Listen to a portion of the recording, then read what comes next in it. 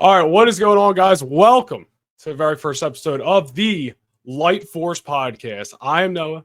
I'm not here I'm by Laney. myself. There she is. I'm There here she too. is. There's two of us. Yes, there is two of us. Long time coming podcast. Very excited. And what a way to kick it off. Fantastic Four, first steps. We're to talk all about it. Been a hell of a month for comic book movies in general. So I feel like it's only appropriate we start this podcast off with the Fantastic Four. It is. I feel like, it came out 2 weeks ago now? 2 weeks ago, July 24th. Yes. It's currently August 7th. I've seen it twice. You've seen it once? Once, yeah. And we've only talked about it a million times, but we haven't gotten into like really deep conversation about it. I feel like we've just kind of given each other like surface level what we like about it. So I'm excited to actually like get into a lot of more in-depth conversations about it. Yeah, we're gonna get into the weeds today, and this is like I'm pretty pumped, especially because like lifelong wrestling fan, lifelong Star Wars fan, but I haven't been like a lifelong Marvel fan, and I've never made any kind of superhero content before. So doing this on a podcast and obviously diving into something brand new that I'm in love with in the Fantastic Four, it's a pretty sweet way to start. It's been a journey for Noah Nation and his content. It has been a journey. It's been a journey. I'm an old head in the content creator game. The YouTube veteran. Yes, YouTube veteran. All right. Where are we starting off here? Fantastic Four first steps. Yes, Fantastic Four first steps. I think we start super basic. How would you rate Fantastic Four out of 10? We going at the same time here? We like count? No, you first. You first. Me first? Yeah. Obviously, I can't give it a 10 out of 10, even though I kind of want to, but I'm not. I feel like this is a fair 8.5 out of 10. I feel like 9 has to be reserved for like when we start talking 9 and 10, we're talking some of my favorite MCU movies like Winter Soldier and Avengers 1 and stuff like that. So that is like an elite category. And I'm not sure Fantastic Four is in that elite category yet, but it's definitely top 10 maybe, which might sound elite, but it's top 10. 8.5, I think, for this movie is, I feel comfortable with that rating. Yes, I also rated it an 8.5 out of 10. Yes.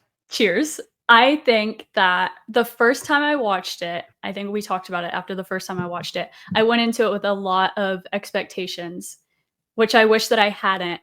But I went into it with a lot of expectations, just expecting it to be a certain way. And it wasn't anything like I expected it to be, which is totally fine. But I think the first time I watched it, I would have been like, it's like a 7. But then after I watched it the second time, I was like, no, 8.5. It's fantastic. That's the only time I'm going to say that. It's the only time I'll say that. It's the only time I'll say it again. But, say that again. We might have some growing pains with the podcast. It's fine. We will 100%. But 8.5 is mine. 8.5 is yours. Yes. Did you up it from whatever 7 or 7.5, whatever you said, because you went in the second time, you're like, all right, now I already know what happens. Expectations are off. I could just enjoy this more. 100%. And it's like, I think the second time I went into it, I could then notice in the beginning, the first half of the episode of the movie, what they were working towards. So I think it just let me enjoy certain things more. Instead of me being like, well, I'm waiting for this person to say this. I'm waiting for them to explain this. I fully thought this movie was going to be a direct setup to Doomsday. Fully expected that. But we'll get into that later. Yes. But that's what I was expecting. And then when it wasn't that, I think that's what made me kind of not rate it as highly. But then when I went into it the second time, just to be like, it's a Fantastic Four movie. It's not by any means an origin story for the Fantastic Four, which is totally fine because I think we're so past the point of needing to do an origin story every time we introduce someone to the MCU. It was like introducing these four to us, which I loved. Superman went the same route and it was amazing. So yeah, I think that's why I initially rated it lower. But after the second viewing, I was like, no, it's an amazing Fantastic Four movie, the best Fantastic Four movie we've gotten. So that's why I landed at 8.5. I do want to see it again for my multiple own times. Reasons. Yeah, I feel like I wasn't going in expecting a full-on Avengers Doomsday setup. I figured it was just going to be some one-off story and then cliffhanger ending type thing for this movie. And I'm also glad we didn't get an origin story, because whether it's Fantastic Four or not, like, we've just been there and done that with so many heroes. And obviously this is the first time they're in the MCU technically. So if they went origin story route, it's like, I guess they get a pass. But I was much and obviously we're going to break down the movie more, but the fact that they just showed their origin story within 5 minutes, I was like, thank goodness. And we kind of knew going in it was going to be an origin story, but yeah, I'm glad we didn't see that again, because we've just been there, done that.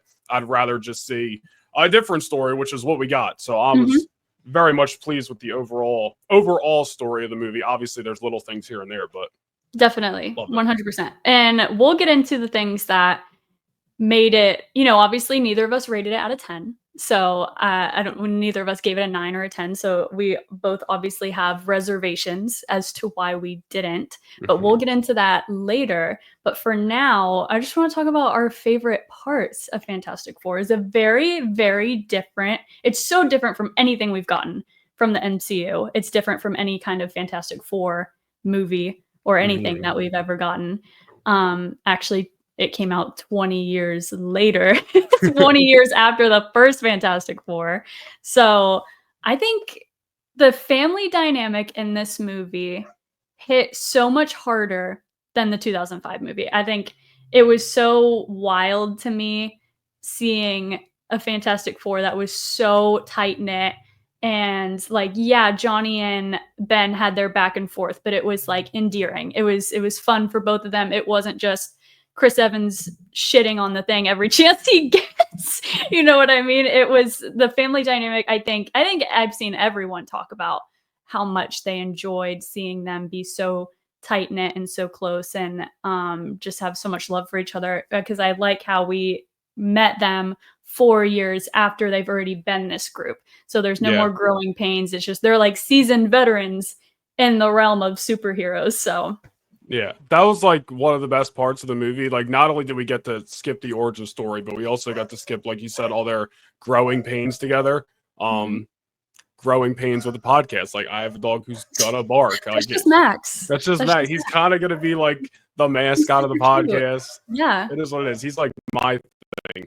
But no, like, the best part, and I know multiple people have said this at this point, but like, I don't want to say the best part, but one of the best parts of this movie is the fact that they all had moments together. It wasn't just Reed and Sue the whole time, Ben and Johnny the whole time, and it's time to fight, so now all four of them come together. It was like, no, like, Reed has scenes with all three of them individually, and like vice versa, which I love, because you get to see Reed interacting with Johnny, and Johnny kind of, busting Reed's balls, for lack of a better 100%. term. Yep. And I love that. I thought it was really cool that we got to see, I think Reed and Johnny is one thing that we didn't get a ton of in the original movies, the first two Fantastic Four movies. So like you said, I like that we got little moments for all of them together. They all had their moments with each other, and I thought it was really cool, because it just expanded on how much of a family that they are. And I think that the Fantastic Four's family dynamic is something that I had always wanted to see with the Avengers, but they don't have that. It's not the same thing. They never really had like, no, we are literally family. Like, we ride or die for each other. The dinner party and all is like the closest you get to that. And then afterwards, it all goes south. Right. And then they all just like they're all pissed at each other all the time. Literally after Ultron, most of them are pretty much separated at that point. Yeah. And exactly. And it's just, and the Guardians of the Galaxy, that's another movie that has a great family dynamic, but it's still not the same. It's not the same feel. That's why I say like the Fantastic Four is the first like family, not just because a couple of them are blood related that we've gotten in the MCU. So I thought it was really cool. We got a lot different versions of characters. A couple of my favorite things that they highlighted on was that Johnny Storm is not just a face. He's not just an asshole. The Fantastic Four are all geniuses. They all have their things. And Johnny Storm was a genius. He shined. It was like so refreshing to see. And it's literally like a whole they're all working towards the same end goal, right? But it's a whole like underlining story, because Reed's like they're all geniuses. Reed's like always been, it's the smartest guy. He's the smartest guy on that earth. So obviously the whole time he's trying to figure out how to beat Galactus and this, that, and the third. But then the whole time, Johnny's over here in his bedroom figuring out, decoding Shalabal's language. And you're like, yeah, like this guy's going to crack the code before Reed does. Yep. And in a sense, he kind of, I don't want to say even in a sense, he plays a huge part in the fact that they're actually able to beat Galactus and get to the Silver Surfer and all this stuff. And it's like, that was, we're obviously, we'll break down like more character by character, like details or whatever you want to say. But no doubt about it, like Johnny was like an all-star. That they all were, but Johnny was like an all-star of this movie. Like, and if we're just here to start ranking who had the best performances, he's up there. It just has to be Johnny. He's up there. He really is up there. And I think it, like, the reason why I say it's so refreshing is because in the original Fantastic Four, we see they're like, oh yeah, these 4 people have been chosen to go to space on this trip. It's obviously for a whole like different reason in the original movie than for this one. But I always was like, why is Sue's brother, who's clearly just the worst guy, just a terrible guy, going, why has he been chosen to go on such an important mission to space as the pilot? And he's just the worst. He's just, I mean, Chris Evans did an amazing job playing we love what Chris, he was given. but the substance of the character. We had no reason to believe that. Yeah, we just had no reason to believe that Chris Evans' Johnny Storm was an intellectual to that extent that we saw Joseph Quinn's Johnny Storm. So that's the only reason why I say that this was just perfectly written to make Johnny a more in-depth character. Another thing I love, they highlighted Ben Grimm as a professional pilot. Loved that he was just the way he was weaving through in space, and it was like it kind of felt like something we get usually out of Guardians of the Galaxy. And I was kind of like on the edge of my seat because I was like, is he gonna be able to pilot like through all that? But no, like handled it like a champ. I'm sure we might, I mean, let's listen to the time to talk about it, but the whole space scene in general might have carried the whole movie. Okay, now's time to talk about it. Yeah. Like from the point of, we can include it all from the time they leave Earth. What's it, 818, I believe, to the time they get back. That whole space scene, probably the best thing in the movie. I guess it's considered probably the middle of the movie, second act, whatever. Everybody's got their professional terms, but 100%. From the time they go and confront Galactus, and I will say there was that one thing about Johnny and the suit overheating, and you saw it overheat like briefly. I thought that was going to play way more of like an important thing where Johnny's like near death because of his suit, and it wasn't really. It was like, I'm about to run out. Let me go back to the family. We're all fine and dandy. He only gets near death several times. On his own choice. Kind of. On his own, but we'll talk about that. But no, the space scene, like you said, visually just so incredible. Sick. Like some of the best, most amazing visuals I think we've ever gotten out of the MCU ever. It was definitely my favorite part of the movie. The first and second acts, 100% my favorite part. And the space scenes, dude, just everything about what they went through in space. The fight, it wasn't even necessarily a fight, but the chase scene between Silver Surfer and them flying through when they were going to at light speed or faster than light, whatever. It was amazing. I thought it was so interesting. Some people, I feel like, had reservations on that because it was a large chunk of the movie that didn't necessarily have any fight scenes. However, Johnny Storm so much said tension on sight on Galactus. It was like, no, he literally immediately attacked Galactus as soon as she was going into labor. Like, going into labor, Johnny was like, all right, it's go time. Like, that was multiple times throughout the movie. He was just like, all right, we're fighting right now. He was like, okay. But Johnny starts going after Galactus. Obviously, they flee his ship or whatever. And then it's just tense for like 15 minutes, however long the scene was, because there's multiple things going on. Reed's directing traffic. Ben's trying to fly him out of here and also deliver this baby. And it's just, there's so much going on. Reed is literally like stretched thin. Get it? Trying to do everything. Silver Surfer's coming through the ship, trying to steal Franklin. They're fighting her off. There's like 5 things going on at once, but none of them like step on each other's toes because it all just feels tense. It all just feels like this insane chase. And then they got to loop around that freaking black holes slingshot themselves around Crazy. And it was it's Ben like, Grimm's idea, by the way, to Ben slingshot on that Grimm, black dude, hole. which I'm big Ben guy. Love me the Thing. We got his Marvel rival back there. Just got it the other day. But like, I love me some Thing.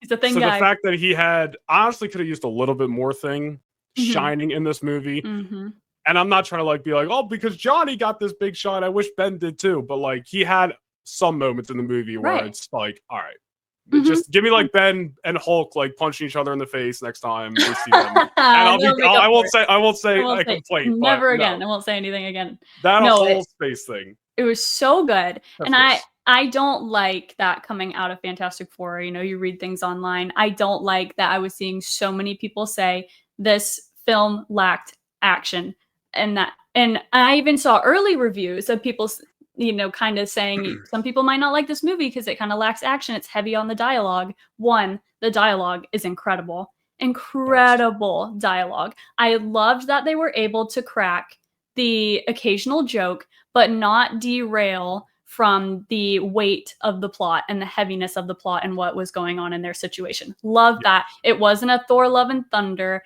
It wasn't a Thor Ragnarok where it's literally a joke in between every single sentence.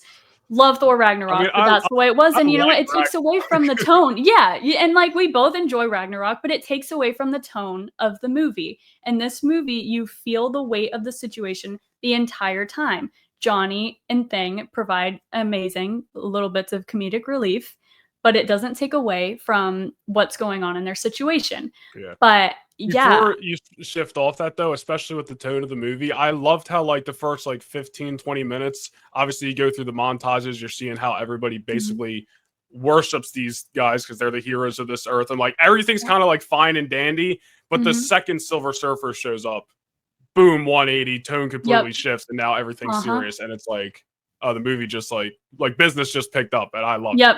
It was very like you visually saw everything change.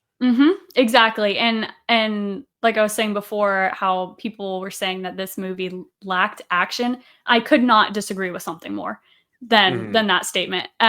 Just because we're not seeing Human Torch or the Thing duke it out with Galactus, you know, like hand-to-hand combat with Galactus, doesn't mean this movie doesn't have action. That entire space sequence is action. You're kind of acting like we're just getting them having a full-on round table conversation in the Baxter building for an hour and a half. That's not the case. You know, it's not, I wouldn't even say this movie's dialogue heavy. The dialogue is heavy, and I love that. I loved Reed and Sue's dynamic. I love that we can just feel how much love they have for each other, but they also call out on some of Reed's flaws and, you know, the weight of Sue becoming a mother after it's taken so long for them to even become parents.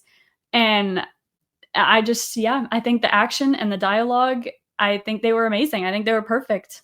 No, there was never not a moment in this movie, or never was a moment in this movie, I should say, where there was dialogue going on and it was just like all right, let's wrap it up type of moment. Because like between the montages in the beginning, so you saw them using their powers there, this whole space scene, which was a little bit of action, a little bit of just chaos, tense, back and forth, like no, they weren't necessarily fighting hand-to-hand combat shalabal in the ship, but there was still a lot going on, so it feels like action per se. And then obviously you got the end of the movie, which we'll talk about, but like I thought there was plenty of action, and all the dialogue in between is super meaningful. This is only like an hour and 50-minute movie. It flew by. Crazy. I think it easily could have been longer. And I know for a fact, everyone knows, they cut out so much from this movie. They cut out an entire subplot with and a whole different character that didn't make the movie at all.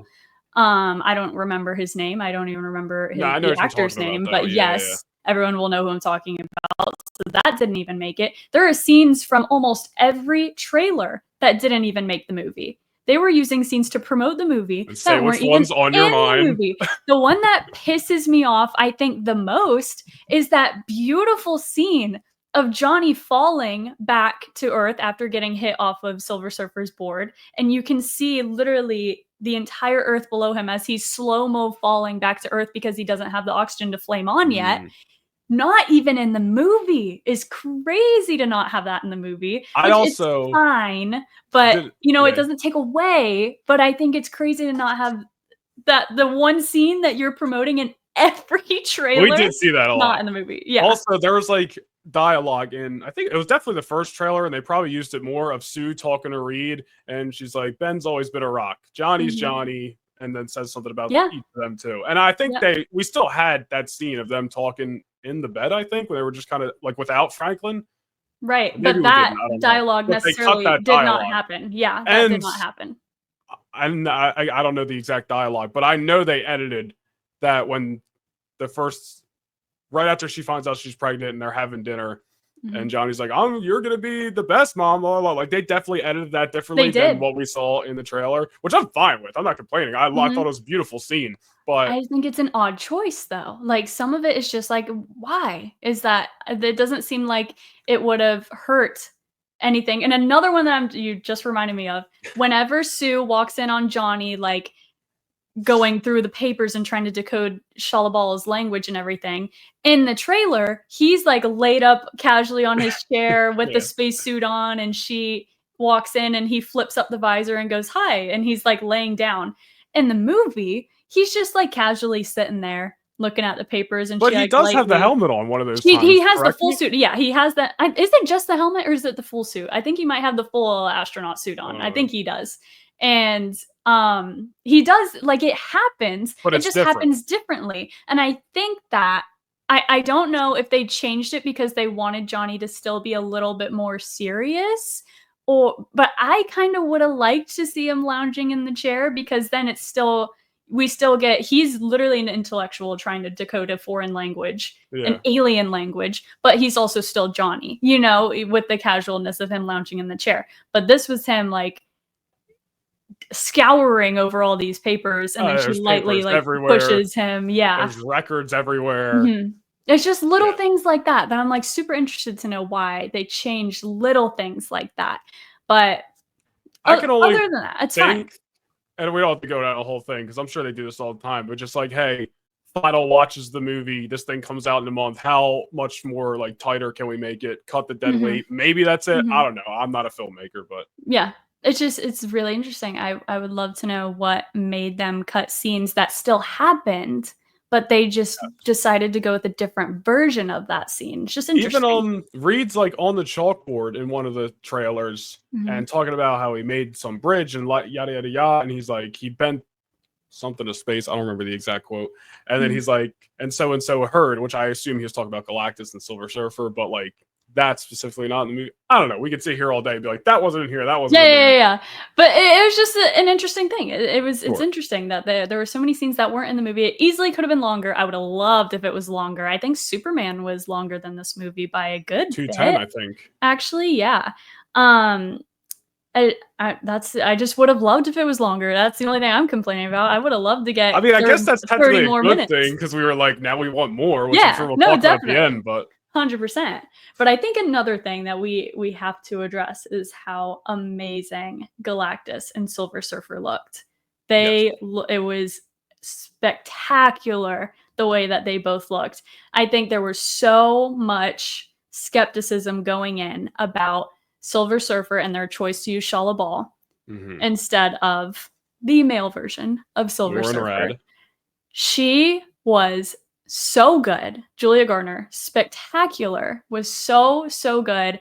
I feel like I was even more, I don't know, I felt more empathy for this Silver Surfer, and I was just I cared more about this Silver Surfer than I did about who you just said. Yes, I cared way more about Shalabal for some reason, and the delivery of every single line that came out of her mouth was just chef's kiss. So good.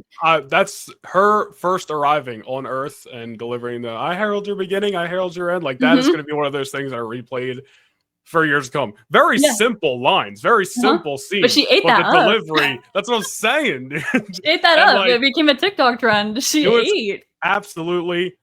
Like them doing Shalabal instead of Norin Radd as Silver Surfer easily could have left the door open for complaints. We've been here, done that with not just the MCU, with a lot of movies, but who cares? I'm sitting here watching this movie, and now I'm looking at it like if you don't have her and you have Nora and Rad, the whole movie changes because now you don't have her and Johnny's dynamic. Is Johnny still the one decoding this language? Sue's roles differently. Like everything changes if you don't have Shalabal. So not only did she kill it, but then if I take her out of the equation and shift it, now I have to think about how the rest of the movie would be different, and I don't want the rest of the movie to be different. So 10 out of 10 for me. 10 out of 10. And obviously, she looked awesome. She looked amazing. She was so good. Galactus was visually incredible, just so incredible. There was not a single moment that I looked at Galactus and was like, that doesn't look good. No. The budget was on Galactus and Silver Surfer and that entire space scene, and I'm okay with that. It was so good. Can't even get past how amazing Galactus looked. And it easily could have went wrong, dude. It easily could have. It's one thing to make him look cool and intimidating when it's all dark and he's in his ship, but like when he's walking around New York City, it could very well look odd. Like they must have put Ralph in like a big suit and had him walk around a miniature version of New York to like get the shots. You know how they'll do like stuff like that back in the day? Because it looked great. It looked great. So and we didn't even talk about it during the space scene, so we do have to rewind for 1 second. Silver Surfer was out here surfing the freaking, I don't even know what they're called, the cosmic shit. But it was so cool when they were at light speed, right? That's what you're talking about? Yes. So good. Also, when she was surfing through the lava on Galactus's ship, I was like, this is so action. good. Her specific action. Yes. Phenomenal. You never saw that with Nora and Rad. No, we didn't. I mean, girl was literally surfing through the lava and then surfing through space. We never got that with Norn. Yes. No, never got that. It was so amazing. I will not get over the space sequence of this movie. Never.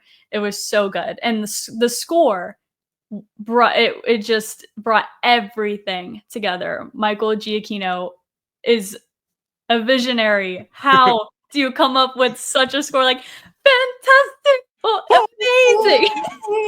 All right, that's so good. A top 5 MCU. Yes, song. I think 100,000%. Yes, Avengers theme songs over. That's a theme song. That's what I want. I just listened to the Winter Soldier, like his specific theme song. I think when he's like just starting to really arrive in Winter Soldier. I just listened to it yesterday at the gym. Great song to listen to, by the way, when you're working out. So I think that's up there for me because it's just badass. But is that the one that's like? But then it's like I don't know. I'm not even gonna try to do it. But I'm listening to it like, yo, I am Bucky right now. Yeah. But Fantastic Four theme song, no doubt, top 5. Iron Man 3 is in my top 5 too, theme song wise. We'll run those down another day. I gotta like do a whole listen through 100%. of a bunch of songs, but the score is phenomenal. It was so good. We could not do this episode without talking about the score. Just even like the dun dun dun dun, that too. As soon as you hear it, you're like, oh, it's Fantastic Four. And it's not even the one where they're opera singing Fantastic Four. It's so good. That's a good point, because some people get theme songs and you're like, this could go for anybody. But this is distinct, phenomenal. Yep, and I don't even know how to explain it. It felt like it also just felt like the retro 60s, but futuristic 60s kind of vibe. And I don't know how to explain it. I loved it. It was so good. And you know what else? I have never loved a superhero suit as much as I love the Fantastic Four suits in this movie. Never. Dude, and I never expected that. They're so good. So good. And and like even when Johnny is fully on fire, he still looks cool. Yes. Because obviously you still see the suit and stuff. Dude. It looks so good. And so many people have touched on this already, but the way that they thought about adding the ribbed parts of the suit so that when he's flamed on, he will look like his comic accurate version of the Flamed On with the little like lines in his flames. So good. How attention to detail. So good. It's just so good. And I'm a huge X-Men fan. The X-Men have some incredible suits. I have yet to see in live action a suit that I have loved more than these retro looking Fantastic Four suits. And I'm a blue girl, okay? Because I was about to say, you brought up X-Men and I was like, I know you're not talking about those those black leather suits. Oh, absolutely not. No. But they went out of their way to make a joke about X-Men 97. Yeah, and it's like because they're terrible. Yeah. And you know what? Yeah, as soon as they start making accurate X-Men suits in the MCU in live action, then we'll talk. But for now, my mind's gonna be blown. Yeah, for now, it's the Fantastic Four. I've never loved suits the way that I do, and the astronaut suits that the baby blue, awesome too. Oh my gosh, I loved that. I was like, and they're so. I love how Reed put the 4 on everything, the bottom of the shoe, the belt buckle. He said, I know how to brand. It was so good. I just loved that it was everywhere. There was somewhere in the Baxter building, there's a great marketing girl. Yeah, so great marketing girl. It should have been me, but that's okay. It's so good how it's just everywhere. They literally did not hold back on how heavy they went on. I don't know, just the superhero-ness of this movie. And I could not get enough of it. I think most people like it. Fantastic Four, Superman, Spider-Man, like all these last year with Deadpool and Wolverine, like, dude, bright, comic, accurate, colorful suits. Thank God. All day. Thank God we're so back. If Hulk shows up in Brand New Day with purple shorts, I'm going to lose my mind. Can you imagine? Can you imagine? That'd be so good. And already seeing early pictures of the Spider-Man suit, like you said, in Brand New Day looks so good. It looks so good. I'm so glad I've never disliked anything more than when they make a superhero movie and it's this dingy, gray, muted, dark coloration movie where the suits, you can barely tell are a superhero suit because what? You want us to take it more seriously? It's a superhero movie. What are you talking about? On that note, isn't this one of the reasons, and we can get back on Fantastic Four in a second here, but isn't this one of the reasons why I love Captain America Steve Rogers in Infinity War? I think he looks so badass, but you're not a big fan of the suit, correct? No, I'm not, actually. You're right. I'm like, not. I get it, but I'm just like, yo, that is like what I aspire to look like as a grown man. That guy looks awesome. He looks great. It's definitely so many people's favorite version of Captain America, but it's not mine. You're right. Mine is the first Avengers Captain America. I'll never get over that. I like it too. He looked perfect. Anyways, okay. We'll get back. F4. We can do a whole episode on suits. Yes, and I would love to do that. We should do that. Yes. So one more thing, the set designs. Gorgeous. So good. Mm-hmm. And I love that they actually built a lot of these sets, obviously with the exception of the space scenes. Sure. They built the sets, the Baxter building, basically the entire Baxter building, I think, was actually on set. I think they were actually in it. In a lot of those rooms, especially the fantastic kitchen. So good. Yeah. So good. I just thought it was so good. I loved it. I was obsessed with it. The sets were beautiful. The whole world was visually stunning. And like that's a big thing too, because like movies have come out and Disney Plus shows have come out, and the show and the substance can be great, but sometimes they don't look great. But this actually felt like it was a lived-in world. One, because it was visually stunning. And another thing, too, that we didn't mention during the first montage, and it ends up coming back around towards the end of the movie, is the old man thing that you see in one of the first two montages. Yeah. There's like two. There's like one, then there's like a little break, and then it goes into another one real fast, something like that. But I like that they did all that because it just felt like, all right, this is a lived-in world. This is just something that just, I don't know. It doesn't make sense to say that was just planted there for this sake of the movie. Like, I know some people are going to know what I'm talking about. I don't know a better way to explain it, but I just visually phenomenal. The whole aesthetic of the movie was and it wasn't like over the top old school 60s or anything. No, I don't think so either. It definitely, I love that it was like a futuristic version of the 60s. Yes. And you know what else? One more thing before I forget, because I've already forgotten to say this. I loved that it's so futuristic. Back to Reed also with his branding and his attention to detail, because we know Reed is designing everything. The way that Johnny's his clothes never burn, they never burn up, and every single piece of Invisible Woman's clothing, it goes invisible with her, which one I think was a stupid concept to begin with in the original Fantastic Four. We know why they did what they did. So ridiculous what they did to Jessica Alba, but there's some stories because about that. Why? Because why would she only be able to bend light around her physical body and not the clothes she's wearing? Stupid. That's a stupid thing. I'm glad we did not go through that in this movie. I hated that. You got a more mature version. Yes, and like, why wouldn't she also bend the? It's whatever.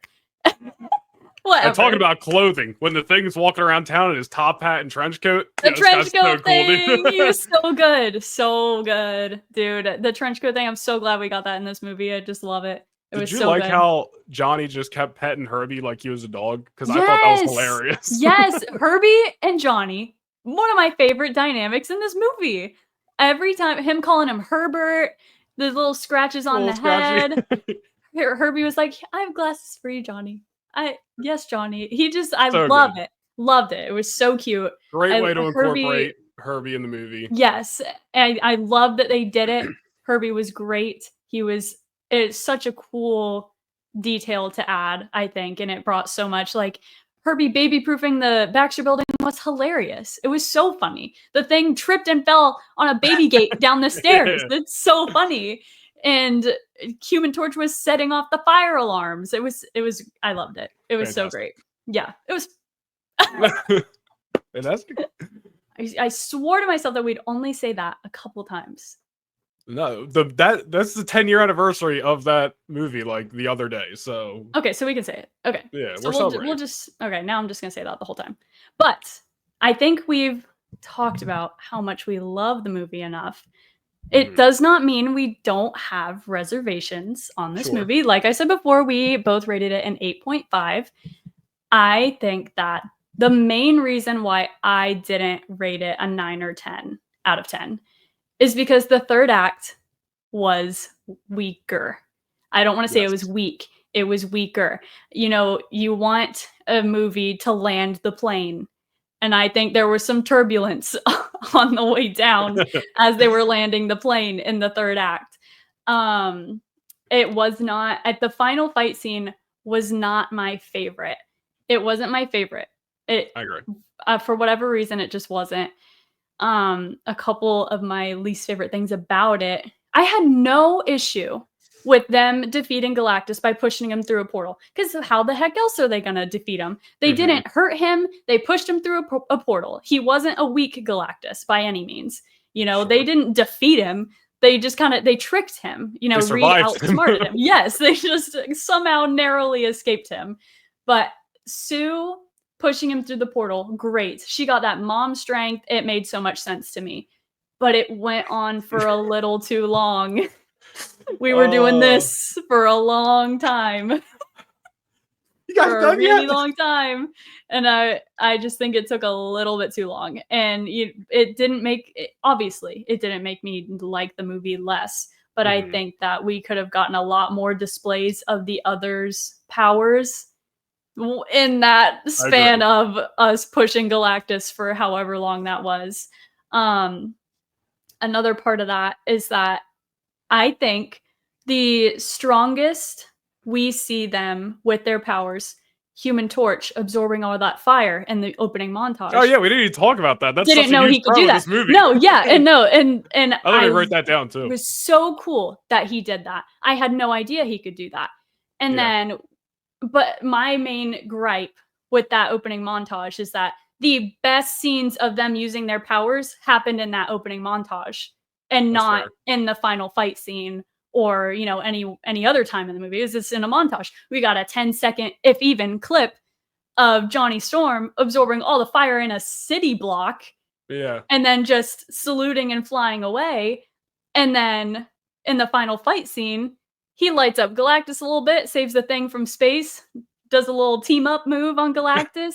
And that's about it. You know, I don't know. I just would have liked a lot more stronger displays of their powers, obviously, with the exception of Sue. She shined. That was the strongest display. Couldn't get any stronger, actually. Couldn't get any stronger than shoving Galactus through a portal, right? But another thing is, like, Reed, you know, using his powers to, like, slingshot himself to kick that stinking monkey off the off that tower. Which just made a great meme cool. for this movie. It was, love that. Super cool. And then getting stretched like this, I think I understand what they were trying to do, but I think it was a really bad look. I don't think they should have done that to Reed. It was a bad look. It just felt like they were trying to show the size differential between him, even when he stretched out, and Galactus. Yeah. And I was like, hey man, we already know Galactus is gigantic. Like, can we see Reed maybe bend a little bit instead of go like this? And like it's just not good because we have so many comic panels of Reed stretching an infinite amount. He's wrapped his entire body around Galactus before. So just being, and some people are like, well, he was involuntarily stretched. And I was like, that's not enough to make it better. I don't like power, that. like... Yeah. I don't like that. I think that was a bad look. I think that was a bad decision. They should not have done that to Reed, getting stretched and getting hurt, whatever. I think that was silly. But him climbing up the building and, you know, climbing on Galactus's back, amazing displays of Reed's powers. I love that. But, you know, that's a couple of my gripes about the final fight scene. I don't know if you had any issues with the final fight scene. Overall, I feel like I'm somewhere in between. Like, I feel like I wouldn't have minded Sue. Like, clearly, because she was like all of them had their moments where they shine in this movie, but this end scene, this end fight with Galactus is like one of Sue's best moments. Like, then there's obviously the speech earlier on, which was great. But like, yeah, it did feel a little awkward because everybody else is a moving part, but then it just keeps coming back to Sue and she's still just like this. And I'm like, I just wish like she was more involved in some other way throughout this fight. And then at the end of the fight, maybe we get a 1 minute big push. And then there's also some people are like completely wrong to say like, hey, couldn't we just move this fight a little bit closer so it's one big push? Like, I don't know. Yeah. But, like, anytime it cut away, what were you gonna say? I was going to say, or, you know, we have her pushing for a little bit, and then we utilize Ben Grimm, the Thing, and have him freaking punch or kick him in, you know, the final push, you know? Sure. I understand that they wanted it to be Sue. Like, that's totally fine with me. But the Thing was underutilized in this movie. That was one of my first gripes the night I got out of this movie. I told you that, and I could be convinced that he still had his moments in the movie. We said that earlier, and I'm fine with it. And I think we're obviously getting more Fantastic Four. I think he's gonna have his moments. It's all fine and dandy. But like, I feel like the only thing he does in this final fight scene is drive away the car, and then he comes back, runs through those pillars. And then I forget how, maybe Galactus just snatched him off the ground. Maybe he was somewhere, I forget. Then he obviously just gets chucked into the air, and then Johnny goes to save him. And then obviously they have the moment where, what time is it then? And he crashes into Galactus. Great scene. So like, he had some moments, but I just wish, I think overall, I wish Sue was just doing something else instead of just standing in the same spot for 5 minutes. And honestly, we're talking about this movie could have been a little bit longer. If you wrote this fight differently, I would have liked this fight to go on longer. Not so Sue can stand there any longer, but so they can all fight Galactus a little bit longer. Because even though they didn't like emphatically defeat him, Galactus is like dead, he's in pieces, all this stuff. Part of me felt like they kind of survived this semi-easily. I don't know. I don't know. I even feel indifferent saying that because I'm trying to like go back and forth. I'm like, well, they did do this, but they didn't do this, and it was, you know what I mean? I don't know. Sue did die. Sue did die, which is another one of my cons. It's another one of my cons too. I understand. Like, I think they were like, okay, she's gonna be able to push him through, but it's gonna kill her. And I'm like, okay, that's great, but also like, we all know Sue Storm isn't gonna die and stay dead in this movie. I know. I thought it was a very silly decision. Yes, very. Well, I don't know. I was a little nervous. Johnny was about to sacrifice himself twice, but it's like, hey man, I don't care that you already announced them for Avengers Doomsday, but now acknowledge that we now have that knowledge coming into this movie. We know none of them are dying. It's a stupid thing for them to do, by the way. Announce everyone for Doomsday. Such a stupid thing for them to do. But anyways, go on. No, just the fact, like, I can be convinced that Sue dying wasn't the worst thing in the world, and it's not the worst thing in the world. It didn't ruin the movie for me. My camera's like tracking just turned on. I don't want to start following me around. But like, the whole point of that, I assume, based off what we saw, was to show how powerful Franklin was. Because he seemingly is hiding his powers the whole movie. Reed can't tap into it. Galactus is talking, he's so powerful. All this stuff. They don't know if this baby's got any powers. So they're like, well, how do we show to not only the viewer, but to the family themselves how powerful Franklin is? And I just feel like somebody in the room just went, well, what if Sue dies? And they were like, not bad. And I just can't help but feel like there's got to be a different way I felt the same. There had to have been a different way. I think the the whole trope of, oh, she dies when everyone knows she's not going to say that. And like, oh, she's back. Oh, Frank. I think everyone in that theater, I guess not everyone.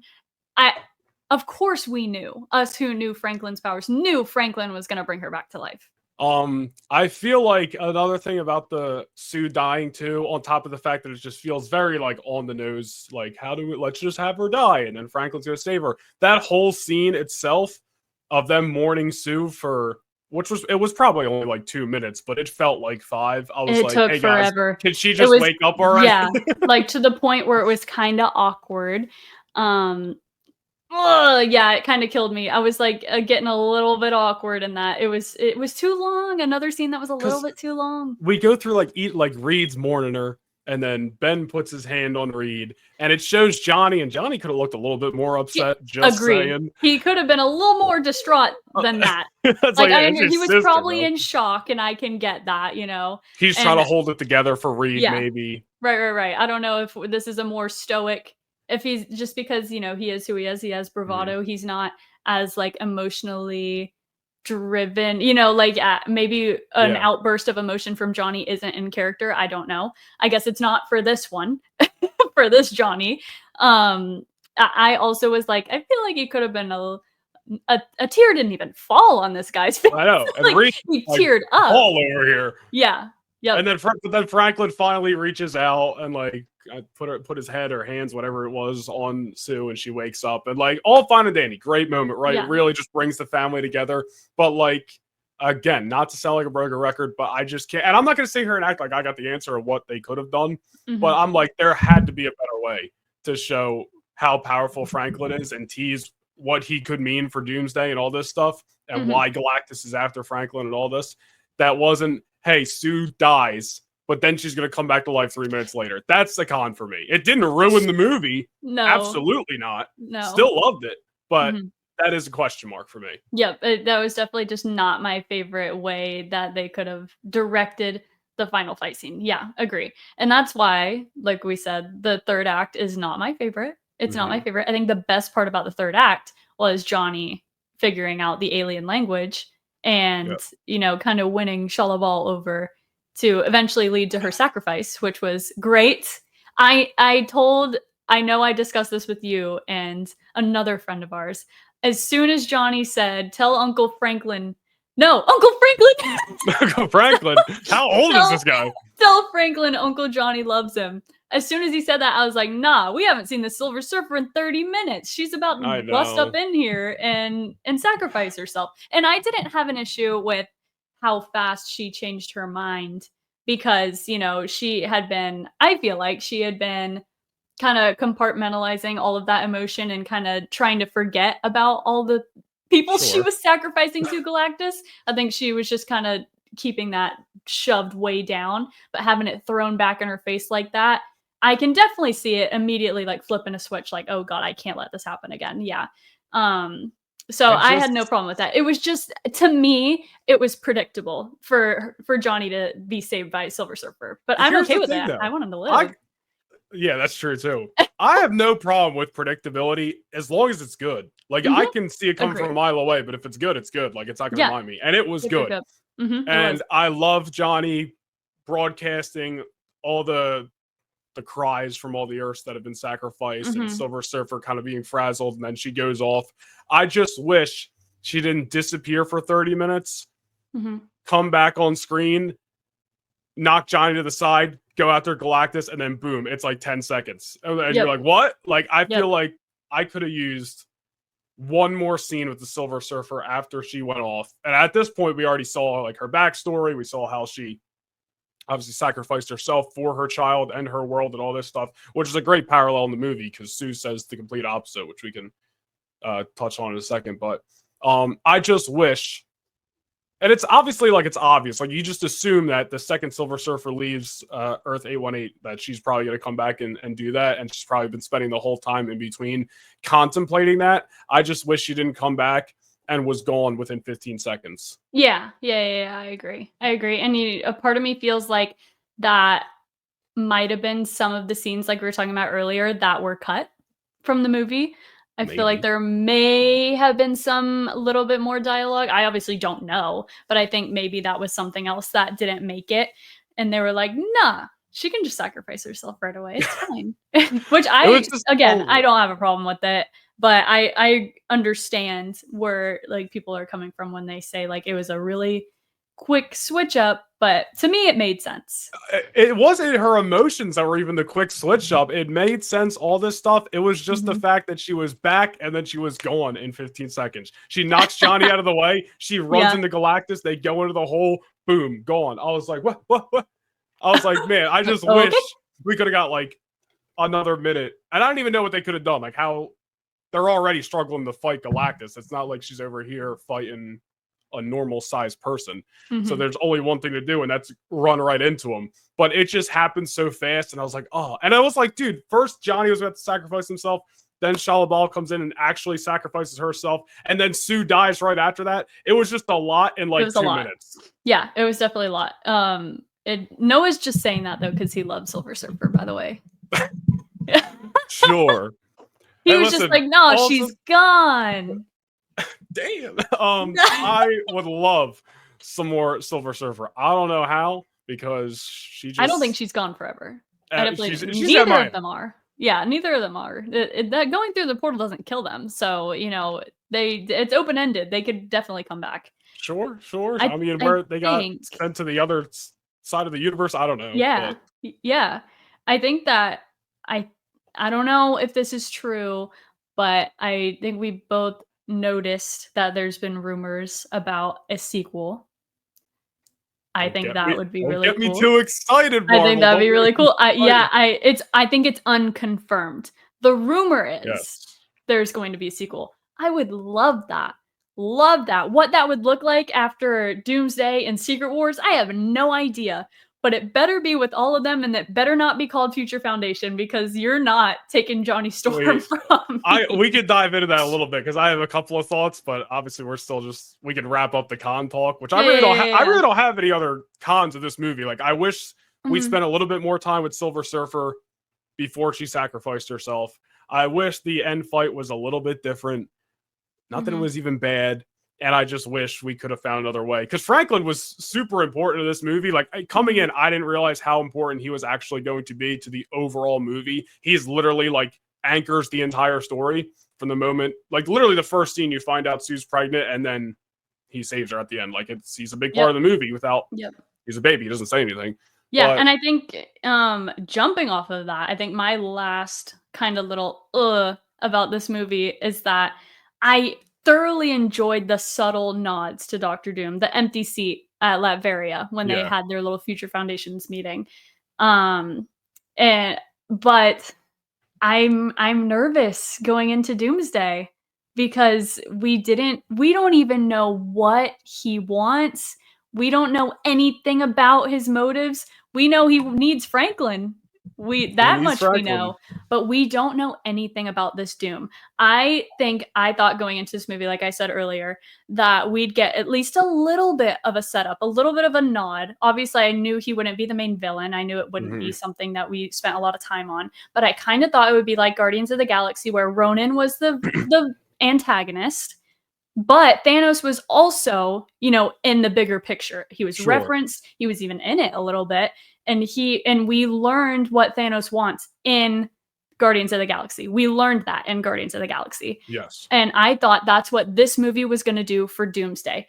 And the fact that it didn't makes me nervous about the pacing and the writing of Doomsday. It makes me really nervous. All right, so are we like kind of going to branch off the cons now? We could just kind of talk about, because I don't want to go down a whole rabbit hole if we still have more specifically on this movie to talk about. No more cons. I don't have any more cons. We can sit here and talk about pros all day, because the rest of the pros are the entire movie. Right. But Doomsday. Obviously, I'm ecstatic. I feel like, and I'm not breaking any ground here, I'm not the first person to say this. You've heard it as well. Everyone's looking at this like, it's going to wrap up the last couple of phases of Marvel, not Doomsday and Secret Wars. I'm talking about really at the same time. But the best point that multiple people have made at this point is that we should all stop looking at this movie like it's an end and start looking at it like it's Avengers 1 and it's kind of the beginning. And really, the Russos have said, well, I don't know if it was the Russos, might have been Kevin Feige, but I know, like, last year when they signed on, somebody said that along the lines, like, we went into Endgame knowing it was the end, knowing we were wrapping up this, the Infinity Saga. This time around, even though this is technically Avengers Doomsday and Secret Wars is the end, let me get that in camera here, at the end, it's going to feel like more of a beginning for whatever's next, whether it's mutants, this, that, and the third. So I feel like we're going to get to Doomsday. Obviously, Dr. Doom's going to be doing a lot of heavy lifting. I think the Fantastic Four are going to be doing a lot of heavy lifting. I think with those Latveria teases throughout this, and even the fact that Sue was kind of hesitant to attack Dr. Doom in the post-credit scene, I feel like not clearly, but I feel like they already, like, Doom There's got to be history. There's got to be history. There's history. He's from this Earth. I feel like they're going to be doing a lot of heavy lifting, and really Secret Wars is where it's going to be a million heroes and stuff. I don't know. That's a whole thing to go down. Now I think that, I mean, we can talk about Doomsday now. I have no problem with that. Sure, for sure. I think that we kind of have to start. Well, okay, and one more thing. It's not even necessarily a con. So obviously, the end credit scene of Thunderbolts had the Fantastic Four ship in it. Yes. There was no payoff to that in this movie. None whatsoever. So we're still open-ended on that. And now we're open-ended on this post-credit scene. I think that Doomsday has to start with the end, literally with the end credit scene from Fantastic Four. It could start with the Thunderbolts end credit scene, then that's fine. But I feel like if we just picked up right where we left off with the Sue and Doom face off, I think that would be amazing. I think it kind of needs to happen. Yeah, I think it kind of needs to happen. It would be just like how Infinity War picked up right where Ragnarok left off. And I would love that. I would love to have that feel again. I love when the movies feel like they're happening in a continuous line, which is the point. But I like when we directly get to see that happen in scenes like that. And the Russo brothers did direct the end credit scene in Fantastic Four, which makes me think that we do pick up on Doomsday with that end credit scene. Well, a lot of people speculated that they might have even filmed this post-credit scene on the set of Doomsday. Yeah, which makes a lot of sense. So I mean, absolutely. I don't know. That's what, because Sue she starts loading up her powers, but she's clearly a little hesitant. So like, I don't know how much of a fight there's going to be. It might not be a huge, Pier 6 brawl starting off Doomsday between Doom and the rest of the Fantastic Four. That might be saved for later, but something's obviously gonna pop off. And I just can't help go from that directly into the Thunderbolts post-credit scene, and then you're off to the races. Then you hit the low card, then you go back to the F4. They gotta, and then it starts to trace. They gotta go to Earth 616, and they gotta inform everybody what's going on. Like, I'm chomping at the bit, dude. I know, same. I could not be so excited. Thank God, because at the beginning of this year, can you just think of the contrast? The beginning of this year, everyone was kind of like, for lack of better words, crapping their pants about the state of the MCU and the direction of where it was going, right? Yes. And then Captain America Brand New Day came out, and it wasn't a bad movie. It was an incredibly mid-tier movie for an MCU movie.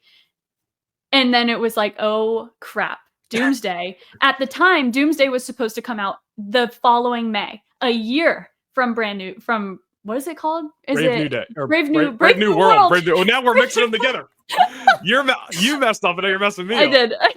I hate that those movies have such a similar name of Captain America, Brave New World.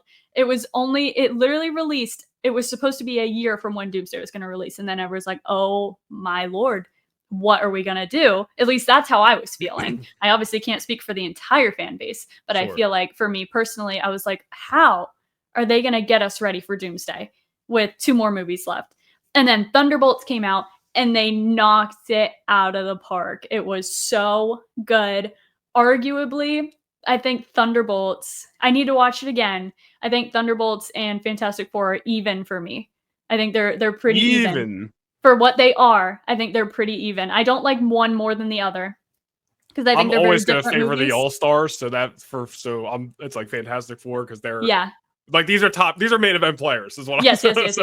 And I think I need to see it again. And I think the reason why I hold Thunderbolts in such a high regard is because the message of that movie was incredible. Mhm. And I don't think Fantastic Four had necessarily a strong message sent. You know what I mean?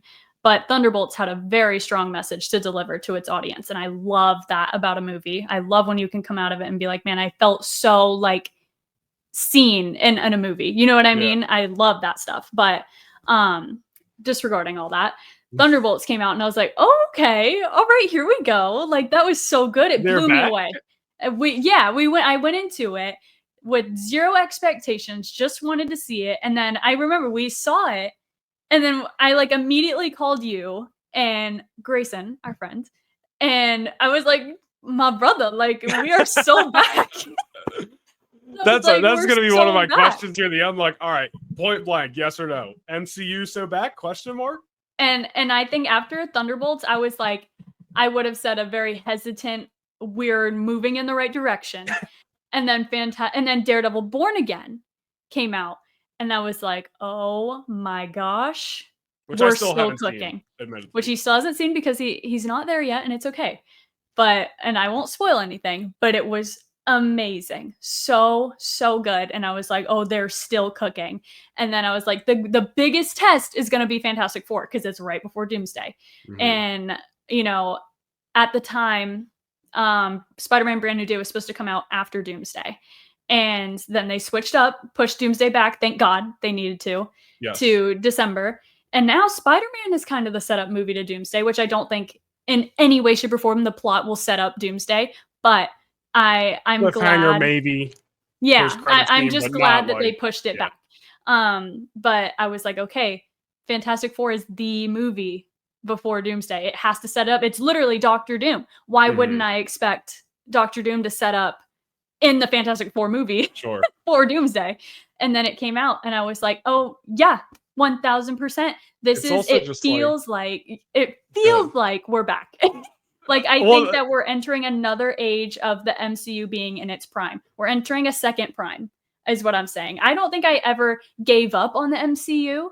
There were a lot of movies I didn't see. Sure, you're still tuning in. And that I won't see. But I think that it's definitely entering another age of, this is the cinematic universe that we all loved and respected and held in such a high regard. And I think we are back to that 100%. I mean, listen, like I was not admittedly sitting in the movie theater in 2008 watching Iron Man. Like I probably didn't even know who Iron Man was till the hype for Avengers 1 started. And then I saw Avengers. That was the first like superhero. Well, I guess maybe like I saw other stuff like DC stuff, but that was the first like Marvel thing I saw in theaters. And I remember sitting there after the movie, Soundgarden badass song that they made for the end credits is playing. And I was just like, where is this like a thing? Like I was so just like, I love this. And still to this day, it's my favorite Avengers movie. One of my favorite movies of all time. And like, dude, the feeling inside of me when I leave a movie, like I felt this way for Superman too, but like just the excitement walking out of like Fantastic Four, I'm just like, I need more of this right now. And I feel like there's a lot of MCU fans who haven't been feeling that for the last few years. Like, I want to see more. I'm hyped for what's next. So like to have that feeling, not just me, but I'm sure a lot of people, is probably sick. And on top of that, like there's so many rumors, like you talk about, it literally just came out the other night, like Fantastic Four 2 might happen. A lot of rumors that RDJ might be sticking around as Doctor Doom after Secret Wars, which is like, how the hell are they going to do that? And then obviously they pretty much already confirmed Mutant Saga on its way. X-Men movie, I think, was originally going to be like 2027. I'm expecting it to be pushed back to 2028. But like, I'm looking at the future, Spider-Man next year, which obviously there's been a bunch of leaks for, and it's just like looks incredible. And I'm like, the future is so peak. It's so peak. Like next year, we've got Spider-Man, we have Daredevil, we have Punisher. And we have just wrapped filming today or yesterday? Yes, I think it wrapped. Yeah, it was sometime either today or yesterday it wrapped. And I think he's going to go, John Brindle's going to go directly to the Spider-Man set, which He's on a flight to Glasgow as we speak. I'm a huge John Bernthal fan, you guys. Huge fan of his. I'm so excited that we are in peak Punisher era right now. Oh my gosh, I can't wait to see the Punisher on the big screen. But I don't want to digress.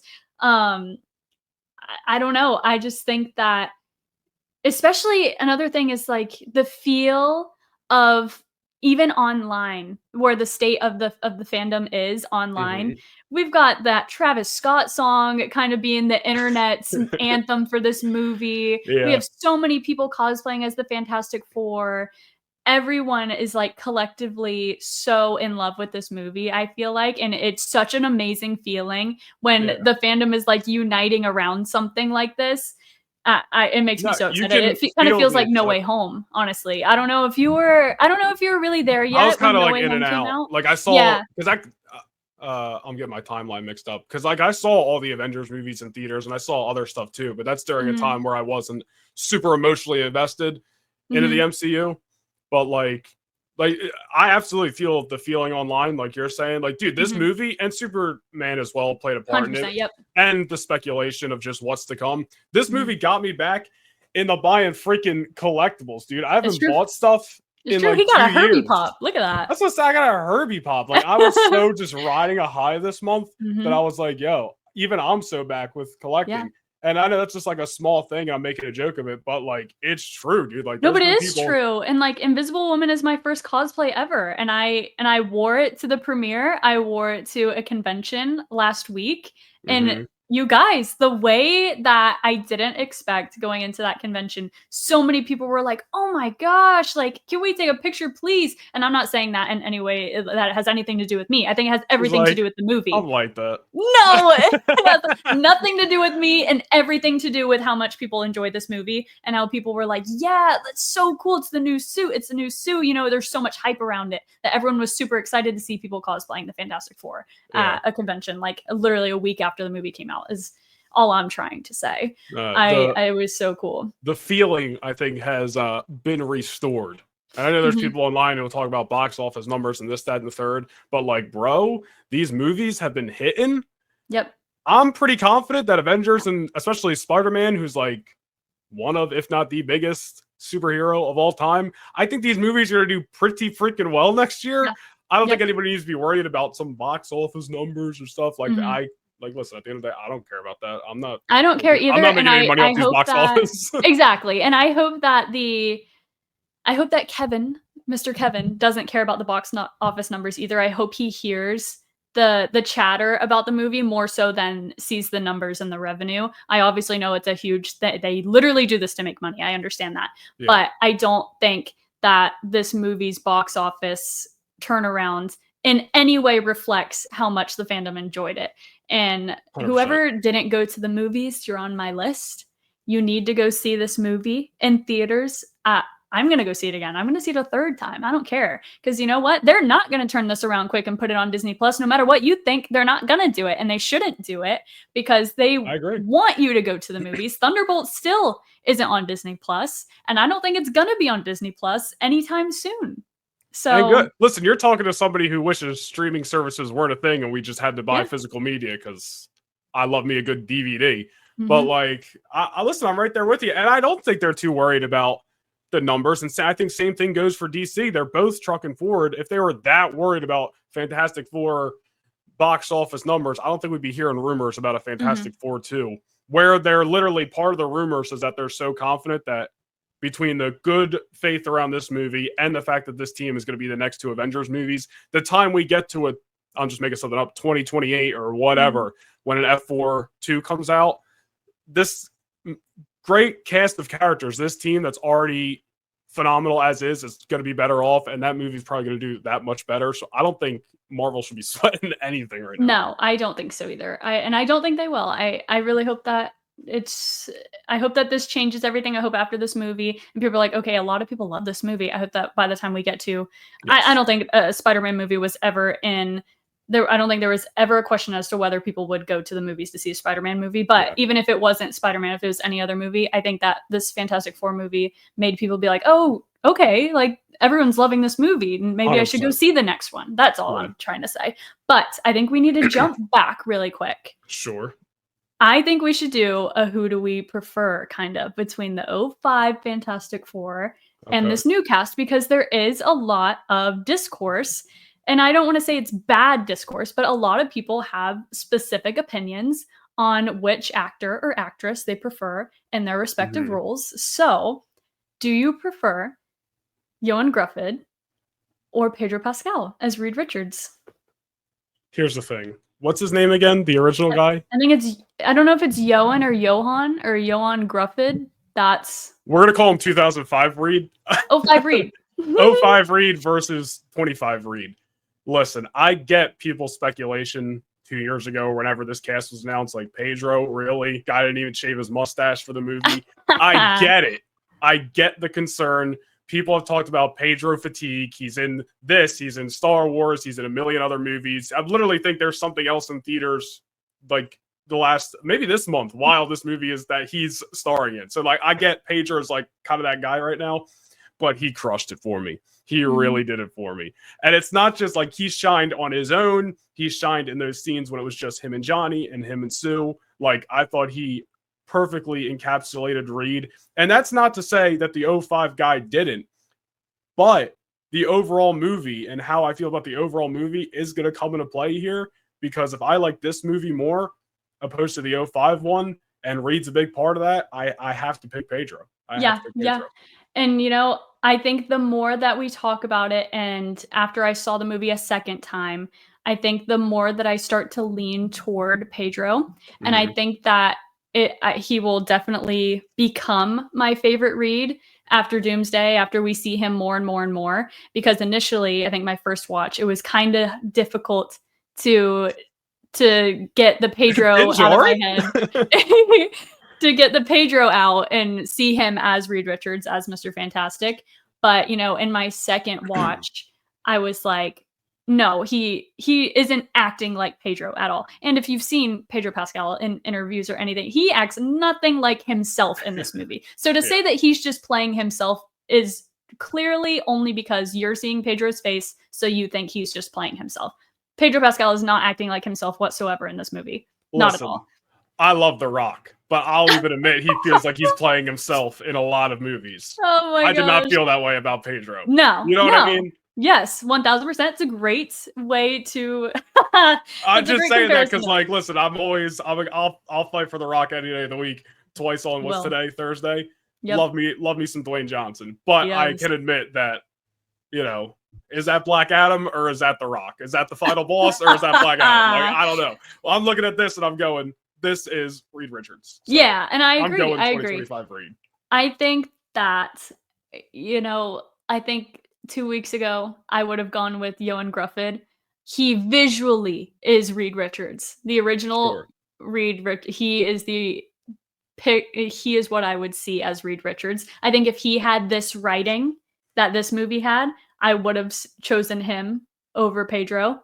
Agreed. But for what we have now, I don't miss Johan Gruffud as Mr. Fantastic. I think it is Pedro's role. So I think, you know, after all this discussion that we've had, I'm going to go with Pedro. I'm going to go with Pedro too. I am. Pedro. I thought he was great. What about Jessica Alba or Vanessa Kirby as Invisible Woman, Sue Storm? Listen. Love Jessica Alba. He does. Who doesn't? It's a good point. But it's hard for me to pick her over Vanessa. You can't. And, like, you know where Vanessa really won me over to? It's that speech outside of the Baxter building, because it was just phenomenal. And it was, like, really was a big point of the movie about the story and the family and all this stuff. And, I almost said Sue. Jessica Alba, sure, she did great. But it's just hard for me to look at Vanessa's performance in this movie and then go back and look at Jessica's performance, which I don't think was bad. But again, the writing and the overall story of those two movies not hitting like it could have is a knock against her. Like, I have to say Vanessa, dude. I have to say Vanessa. 100% agree. Vanessa Kirby shined in this movie. I don't think there's anyone that shined more than Vanessa Kirby in this movie. Johnny Storm did have a huge impact. Yes. But Vanessa Kirby was, I feel like, such a huge role in this movie. You know what I mean? I think Sue Storm kinda, I don't want to say she carried the movie. They all carried the movie, but her Sue Storm in character, Sue Storm, did so much in this movie that I loved. Yes. So I agree, Vanessa Kirby. It's unfortunate the treatment that Jessica Alba got in the original movie, and they gave her nothing to work with. She wanted to take it seriously, and that's not how it went. To no fault of her own. It's just the not at all. circumstances. Beautiful, loved her. I thought it was so iconic when I saw her for the first time as Invisible Woman, but I can't see anyone else as Invisible Woman than Vanessa Kirby. That's all I see now. It's got to be Vanessa Kirby. And then, is it for you? Who is the better Johnny Storm? Is it Chris Evans or Joseph Quinn? Listen, and I said this before you even went on your Joseph Quinn high over the last couple of weeks. I don't hate that face. I love Chris Evans. Steve Rogers, Captain America, probably number one for me. Like, and it's close, but like, I love that character and I love his portrayal, specifically Chris Evans. But when we're talking about Human Torch, Johnny Storm, I look back at those old movies, and although Chris Evans is great during the movies, the way that his character is written is so cocky, is so arrogant, is so making jokes, is such a ladies' man. All this stuff that when it is time to get serious, it's hard for me to take him serious. When in this movie, Johnny has his moments where he's joking around, sexy alien, all this stuff. But he's also so important to the story and so serious at times, willing to sacrifice himself for Franklin. Like, the one thing that it has to be a joke that people have said about Joseph Quinn is that he's not hot enough to play Human Torch, which even I think's ridiculous. Like, you already know how I feel about that. I guess the people listening to this might not know, but I'm not saying he's better looking than Chris Evans, but I'm just saying. No, and you know what? Chris Evans is a very conventionally beautiful man. Everyone, man and female alike, everybody loves Chris Evans. No one can deny how attractive Chris Evans looks in the original Fantastic Four movie. But for anyone to say that Joseph Quinn is not attractive enough to play this character, I want you to take a quick, good look in the mirror. That's take a quick, good look in the mirror before you say that about somebody like this. But just kidding. You're all beautiful. But I think that is a crazy thing to say. And I think a lot of people thought that. I don't know if you felt a certain way when he was original. By the way, my choice is Joseph Quinn, 1000%. Oh yeah, me too. If I didn't make Chris that obvious. Evans, Chris Evans, I think, carried the original Fantastic Four movie. He was the standout for sure. But the way he was written, he was just an asshole, and that's the end of it. That was it. There was nothing else to his character, and they tried to do something with him in the Silver Surfer movie, but it fell flat. It did nothing for me. Joseph Quinn did so much for this character. It's not even funny. He added so much depth to the character. He had his quips, and he was still Johnny, and he flirted with the Silver Surfer, but he was also intellectual. And you saw how much he loved his family and he would do anything for them. He tried to sacrifice himself multiple times. He was the first to jump into and go see what was going on in every situation. He was kind of like the protector. He was like the first line of defense, I feel like, the whole time in the movie. But needless to say, it wasn't just like he didn't feel like he was just there for the ride. Like Chris Evans Johnny was. Yeah, he wasn't just comedic relief. Yeah. He was actually a very, very important part of the entire picture. And it is a toss-up between him or Vanessa Kirby on who shined more. But like I was saying before, for anyone to say that Joseph Quinn, one, isn't attractive enough is that's going to be the point she harps on. No, I know. I want to go back to that. I think everyone that said that, I think after seeing this movie, I think a lot of people shut up about that. I think I haven't really seen it. I've seen it a couple times from men, which is interesting. But the women love Joseph Quinn as Johnny Storm. Let me leave it at that. But I think that anyone that saw Joseph Quinn play Eddie in Stranger Things back in 2022. Anyone that saw that, I don't know if you watched it in 2022. Yes. I think anyone that saw that performance would agree when he was announced as the cast for Johnny Storm. I was like, yeah, of course he can do that role. He played Eddie incredibly, and Eddie kind of has a swagger to him. And I was like, he could easily bring that to Johnny Storm. I don't think there's any reason anyone should have denied the fact that he could have an amazing performance as this character. I don't know if you felt a certain way when he was announced. Part of it probably too was, and this goes, like, a lot of people say this about Star Wars too, is that we always want like people we've never, unrecognizable, unknown actors in these roles. So when you get Pedro in there and you get Joseph Quinn in there, who was, I mean, I only knew him from Stranger Things. Yeah, which at the time he had only done. Sorry, which at the time, Joseph Quinn had only really been known for Stranger Things. Between the Stranger Things season and now, he's been in obviously multiple huge movies. Yeah. But I think at the time, I was like, oh, that's Didn't incredible bother me, that he got being that recognizable role. Yeah. faces. Yeah. No, and I think that I remember when he was casted, and I was like, oh my gosh, that is gonna be so good. He's gonna be so good because he made the world fall in love with him as Eddie on Stranger Things, whether he meant to or not. Everyone fell in love with that character. And that's who Johnny Storm is. And that's an actor that plays Johnny Storm. That's what they kind of need the world to do, is fall in love with him as a character. And I think he did that. And I had no doubt that he would do that. And I think anyone that doubted that after they saw the movie, I think they were like, all right, I'm going to shut up about Joseph Quinn now. Yeah, because you were wrong. You were just wrong about that. And that's the only rant I'm going to go on about Joseph Quinn. We all know I'm a huge fan. Yep, no more on Joseph Quinn for now. Okay. Like, yes, I do appreciate him as an actor a lot. But for the thing, here's the thing. Oh, so we're good south. Do you prefer Michael Chiklis or Eben Moss-Bachrach as the thing, Ben Grimm? Here's the thing. I didn't even do that on purpose, honestly. 2005, 2007. Even when I watched it, because I think I watched them back in the day, but then I didn't watch it for years. I forgot about them, like forgot what the substance of them was. So I watched both of those movies last summer. Literally watched the Silver Surfer one on the plane down to Orlando last summer. And outside of like a couple of moments, I liked the thing in those movies. How he looks was like, I was in between on the whole time. I was like, all right, he looks like the thing, but he doesn't have such an overbearing physical presence where I'm like, holy shit, he can go one-on-one with the Hulk.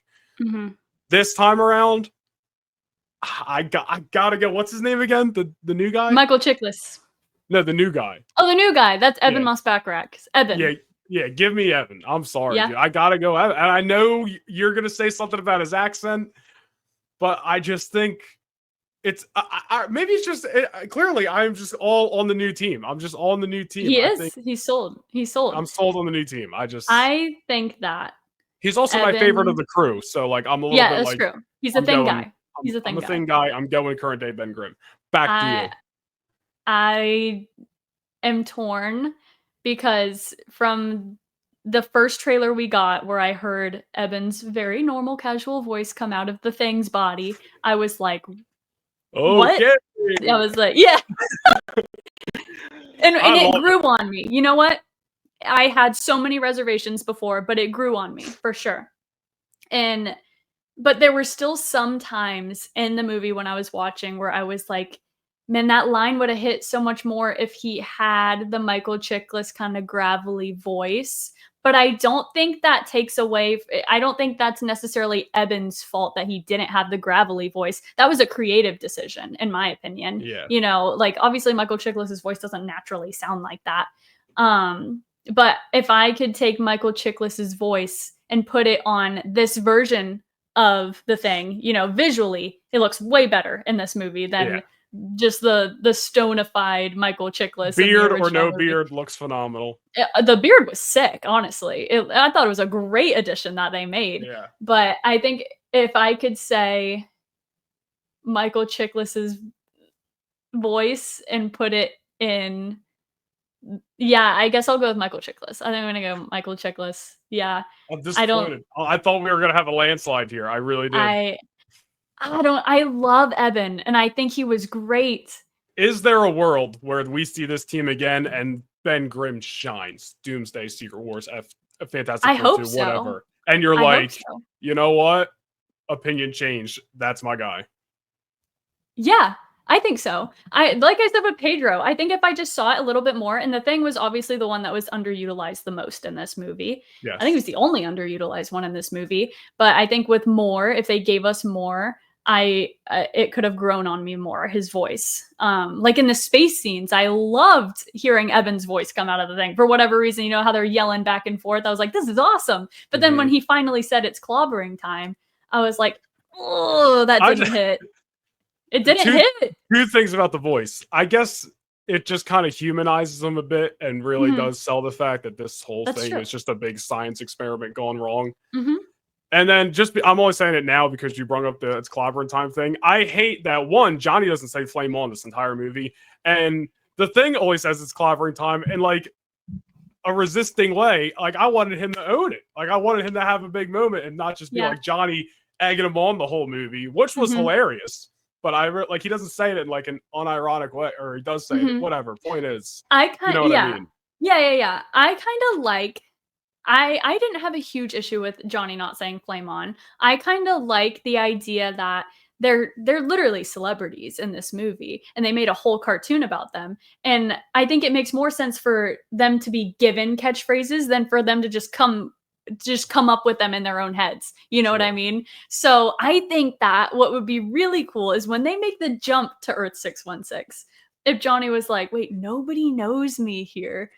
I can just say flame on and it'll sound really cool. Yeah. And it won't be like I took it from a cartoon version of me. It'll be cool. Yeah. And I can't wait to hear Joseph Quinn actually say flame on. I think that's going to be a huge moment. So I didn't have a huge problem with it, but yeah, I think it'll be better. I think Eben will also say it's clobbering time in a less ironic way eventually too. I hope we don't have to wait too long to hear that. But I think that might be like a comedic segment that we might see in Doomsday with their catchphrases. So I'm excited to see what especially with Johnny. But yeah, when it's like if we get like Avengers versus X-Men down the line and the Thing's about to square off with the Hulk, he better say it's clobbering time. That's all I'm saying. That's all I'm saying. Yeah. I totally agree. I literally cannot wait to see them interact with other heroes. Like, this Fantastic Four is so good. I cannot wait to see what they do with it. I think that we can actually jump to our Doomsday predictions, if you have any. And I'm not saying like huge plot predictions, but like little things, like how I said earlier, I kind of gave us one earlier, how I think Doomsday will literally begin where we left off in this end credit scene. That's one of mine. I don't know if you have any. I mean, I don't know. It's hard because like I said, I think this and Secret Wars are more of a beginning, more of a beginning, similar to Avengers 1 and maybe even Age of Ultron in a sense. So I just can't help but think, like, I don't know. I feel like I kind of said the only predictions that I have for Doomsday, and that's Doomsday is going to be heavily carried by RDJ and Reed.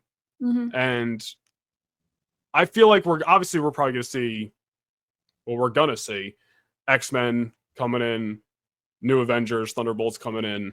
I just don't think a lot of these people are going to have crazy spots in the movie. If anything, like, because when some of these Fox X-Men characters come on screen, like, it's gonna be a huge moment, especially if they're in comic accurate suits. Hopefully they're not wearing black leather.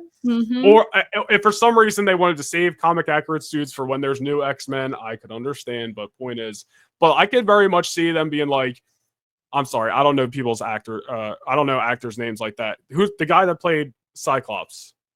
Yeah, that's James Marsden.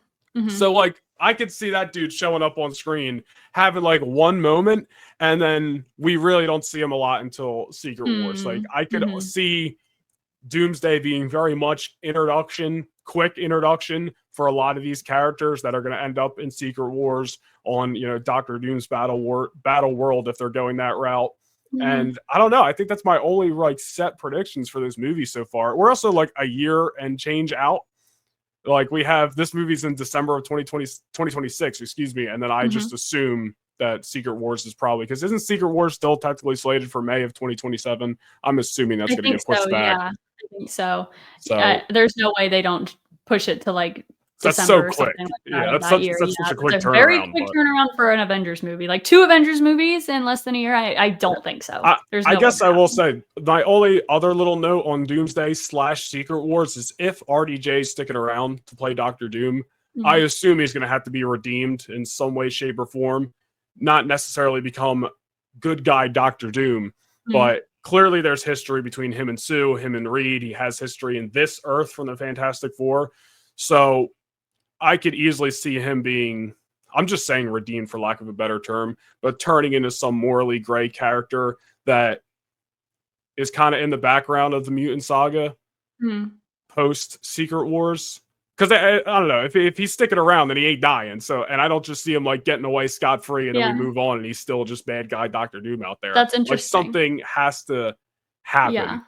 Like, you saying that makes me think there's no way RDJ as Doctor Doom is a long-term situation in my head. Like, you just saying that made me think he has to, I feel like, die in Doomsday, or maybe a little bit after. Maybe, a sequel for Fantastic Four is that Doom was sent back to 818. Now it's just entirely the Fantastic Four's problem, and Mhm. we go from there. But we don't know if the Fantastic Four is even. I think the Fantastic Four is going to get stuck in 616. That I think Doomsday, like you said earlier, is the way to bring all these people together on the same Yeah. plane. Because the only way to explain why the Fantastic Four wasn't involved in all of the events in 616 was to say they were from an alternate Earth. So Yeah. that's fine. Well, this is where like I think my lack of comic ball knowledge suffers my speculation regarding this, because I could be very wrong with all this, but from what I understand, and there's multiple versions of Secret Wars in the comics, and I'm sure they're adapting stuff from both of them, but then the MCU also takes stuff from comics and alters it at the same time and does something that's never been done in the comics. So I feel like all of these Earths, these multiverses, whatever they're going to be called, are about to collapse, get destroyed one way or another. We're going to see a bunch of heroes on Battleworld, on Secret Wars. That's where we get RDJ Doctor Doom versus RDJ Iron Man. Like, what the hell? And whoever's left standing, in some way, shape, or form, is going to be the people who kick off the next saga, which is why I think the Fantastic Four will still be as is. I think that's like obvious. I don't see like this group of the Fantastic Four being dead and then they recast more. Like, I don't think that's going to happen. But I like, hope not. God. like Hugh Jackman Wolverine, I still think will be around for a while. Not till he's 90, but I'm sure he's going to be around for a while. But the rest of the X-Men, obviously recast. Like, this is their swan song. This is where they get to, actually be a part of something good and cool. But then after that, so I don't know. Like, again, this is where my lack of comic ball knowledge comes into play. But I'm trying to learn and put the pieces together of what they could be doing as I'm learning. No, same, because like I feel like Noah and I are not huge comic book readers. Like our knowledge comes strictly from, I've been a Marvel fan for a very, very long time. My initial introduction into Marvel was X-Men Evolution. That's a show that came out in 2000, literally the year that I was born. And that's like my first earliest memories of Marvel, but we've never been comic book readers. So I feel like me trying to figure out like there could be someone out there that reads the comics religiously that's like, I know what Doom's do. Like, we all know what Doom's doing. Us two, we don't know. We have no idea. Well, this is why, like, I've tried to learn, and Doom's like plucking certain people to help him do his plan, and then people are talking about, well, they might do something similar, but it's going to be with Franklin and maybe Loki and Wanda instead, and that's going to be his crew that he tries to blow. But I don't know. I don't even want to speculate because I don't even know what the hell I'm talking about. And you know what? I know this literally goes against everything I said earlier. I'm kind of excited that we have no idea what to expect. Oh, absolutely. I love not knowing what to expect. That's awesome. But again, that end credit scene in Thunderbolts not being paid off on, who do you think it was in that ship in Thunderbolts? Was it the Fantastic Four or was it Doom? I think it's got to be Doom. Because, I mean, it could easily be, oh, it's Fantastic Four, and the Thunderbolts saw them on their way to Earth 616. But, like, that scene, that post-credit scene, means so much more if it's Doom, and he just jacked their ride. I think, and you know what? I thought the same thing when I initially saw Thunderbolts, but now thinking about it, I think that it is the Fantastic Four. I think that maybe, obviously, Doom needs Franklin. I think maybe Doom kidnaps Franklin, takes him to 616, knowing that the Fantastic Four will follow him there, which they do in the ship that we see in Thunderbolts. And now he's got them there. He's got Franklin right where he wants him. And I think 616 is where Doom wants to be. You know what I mean? But I think that ship in Thunderbolts is the Fantastic Four chasing Doom, who has Franklin. And maybe they just make a pit stop and recruit the new Avengers real quick. Well, you know, I mean, they start in New York, and that's where the Thunderbolts are, is in New York. So, you know, they jump to a different Earth, a different New York, and that's where they land. Freaking everybody's in New York. So do you think that we'll get a Thunderbolts and Fantastic Four face-off in Doomsday? Oh, for sure. I definitely think they, at least this crew, when we start getting big heavy hitters of the Avengers, because this is not even rumors talking. This is just me based off, like, if we got something crazy like RDJ coming back, Captain America, Steve Rogers better be back on my screen in the next 2 movies. So, like, I'm sure when we get those heavy hitter Avengers, they're going to be beefing with Fantastic Four a little bit, and especially with the X-Men when they start showing up. But, like, and I mean no disrespect to the Thunderbolts team, this new Avengers, but, like, if anybody's just going to be a little bit more of a peacekeeper, just let it be this crew. I feel like, know what? Quick conflict, they're on the same side. Yeah. And I think there can be, like you said, a little bit of growing pains with them teaming up with other heroes. Because as far as we know, in 818, they're the only superpowered heroes. There are superpowered villains, but they're the only heroes in their respective universe and their Earth. So for them to be like, oh no, that's like a normal thing, there's a million of us here.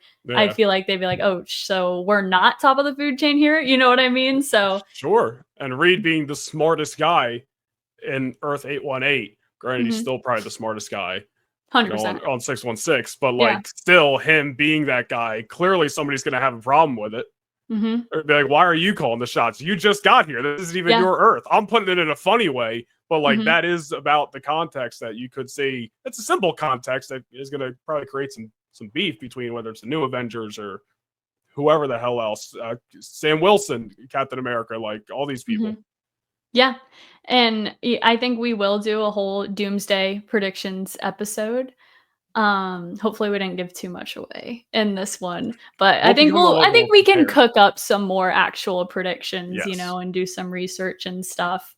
But I think that's all that we had as far as like the main talking points for Fantastic Four, but there are a couple of final questions that I have, just like a couple to ramble off. After we kind of already touched on this, but after we've gotten Thunderbolts, we got Daredevil Born Again, we got Fantastic Four. Is it safe to say that we're entering MCU's second prime? Yes or no? I would say yes.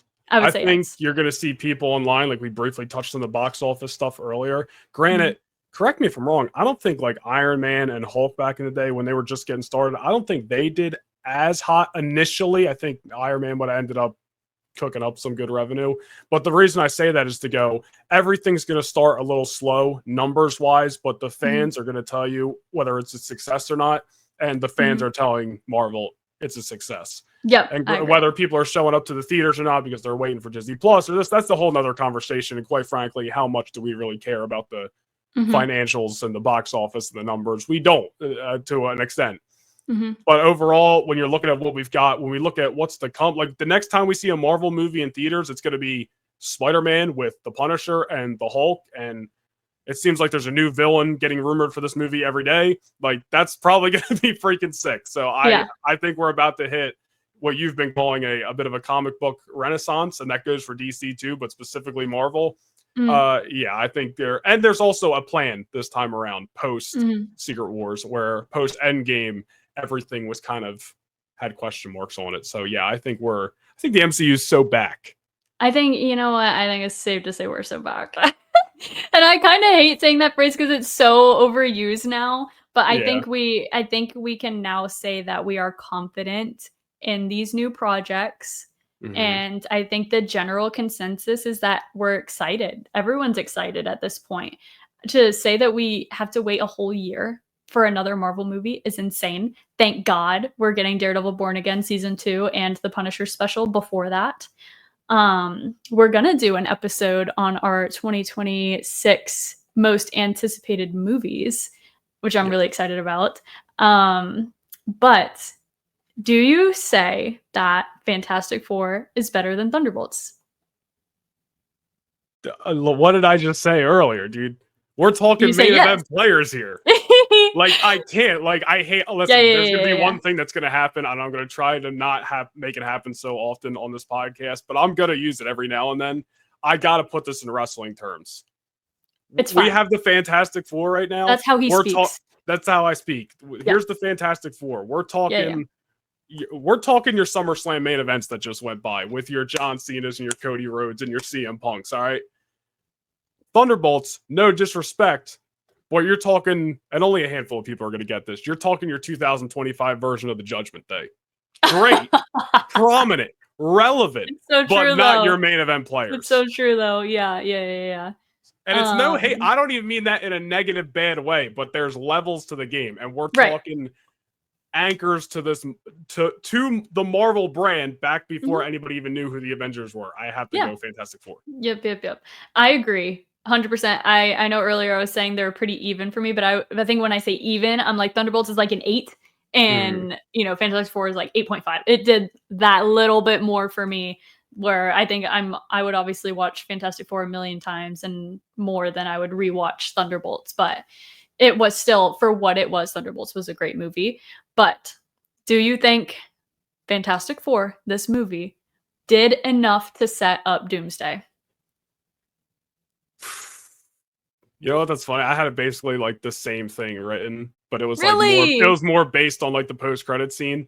Yeah. But I think so, because really you just need, this is kind of similar in a sense to Deadpool and Wolverine last year, where the story was kind of secondary to the fact that we just needed to introduce these characters into the MCU. And you can kind of look at this movie the same way. Great story. Silver Surfer, Galactus, they were great. I hope we see more of them. But this movie just needed to happen, so now we can get to Doomsday and be like, oh, the Fantastic Four are established in the MCU, whether it's another Earth or not.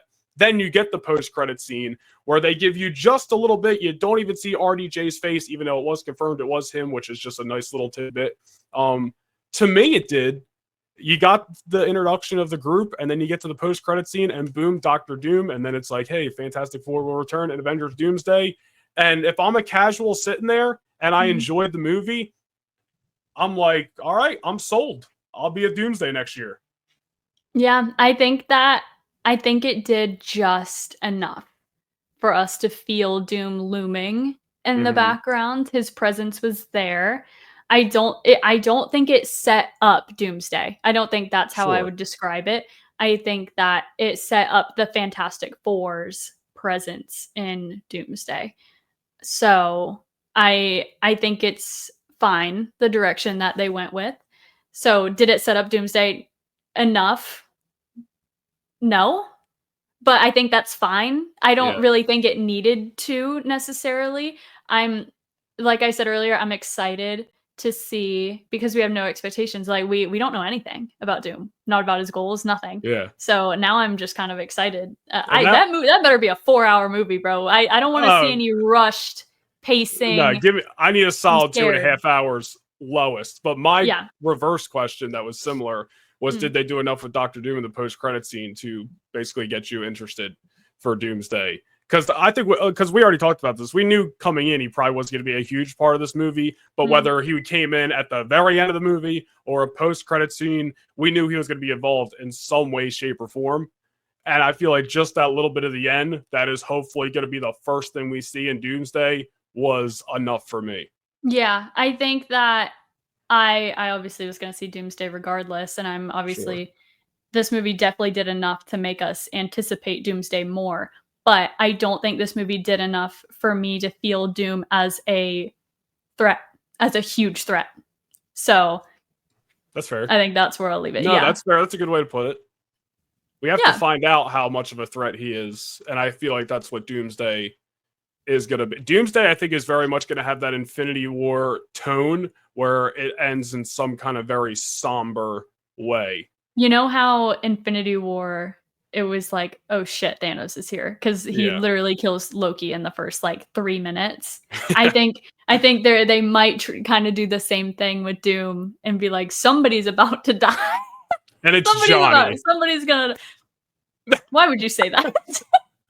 You would walk out of the theater. I would walk out. I'm not even kidding, you guys. There's no more Joseph Quinn dying on screen. Okay, I'm tired of it. No more. I can't do it. Johnny, the Fantastic Four has to be untouchable for me. Are there untouchables for you in Doomsday? The Fantastic Four, you cannot take them at this point. Yeah. I feel like they're so new. I don't want to see any future Foundation Johnny sacrificing himself and going into the freaking negative zone. No, we're not running with that. Okay, absolutely not.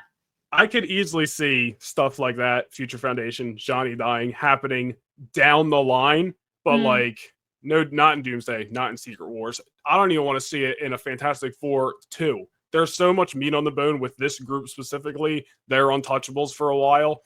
After that, and I'm looking at the rest of the MCU, I mean, some people are going to, this is totally favoritism talking, because a lot of people want, they're like ready to move on from Hugh Jackman Wolverine.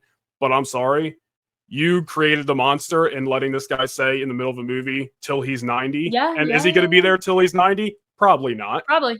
But, but, well, he may not. We'll see. But like, I do feel that Wolverine, the character of Wolverine, is untouchable in a recast form, and I think you ride the wheels of Hugh Jackman until they fall off, and then after that, X-23 just takes that role in whatever X-Men group they're telling, I should say, and that like Hugh Jackman is so definitive in that role. I don't want to see the Calverine.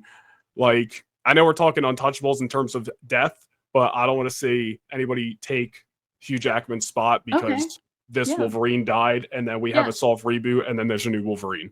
Okay, yeah. And you know what? We'll talk more on, I think that would be a great thing to do in our Doomsday episode, is like, who do we think is a goner?